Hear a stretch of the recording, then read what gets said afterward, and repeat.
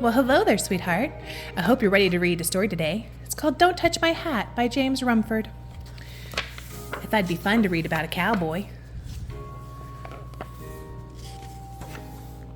Don't Touch My Hat by James Rumford. Looky there. Out west, a lonesome prairie or two from anywhere, was a town called Sunshine. Looky him.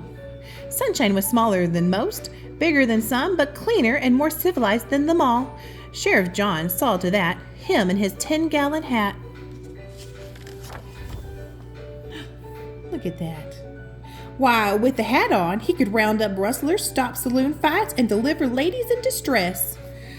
Look at him, he knocked him out while he was dancing with a lady. Bank robbers, train robbers, stagecoach robbers, any kind of robbers didn't have a chance against Sheriff John and his 10-gallon hat. Look at that smile. Without that sweat-stiff, trail-dusted, bullet-ridden hat, Sheriff John could do nothing. Or so he thought. So when he was at the barber's, it was fellers, don't touch my hat.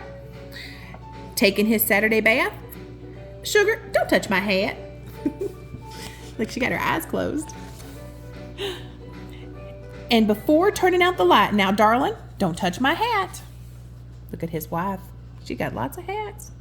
His wife, Lil, late on the Longhorn Saloon, felt just a little put out.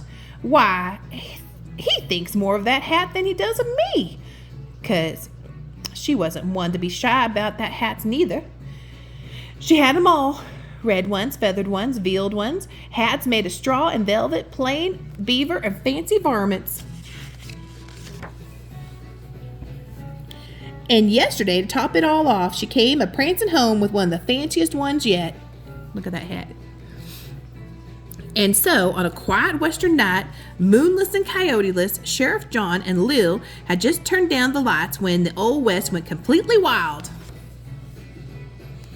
Rustlers were at the McDermott Ranch, robbers in the bank, and there was a fight in the saloon, and range war a-brewin'.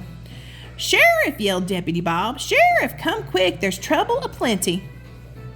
No time for a lantern lighting. Sheriff John pulled on his pants, jumped into his boots, strapped on his gun, and said, "I'm a-comin', Bob. Just let me get my hat." "Darling sugar," wailed Lil, half hanging out the upstairs window. But it was too late. Sheriff John and Deputy Bob were long gone. Look at that hat. Sheriff John put a stop to the fight. Look at in that hat. Look at that. And he caught the robbers in the safe. They are just like, sir, your hat. Rounded up the rustlers. And look at that. And he made peace between the sheep herders and the cattlemen. And the sheep herd. Look at those sheep. They're sticking their tongues out. My Lord.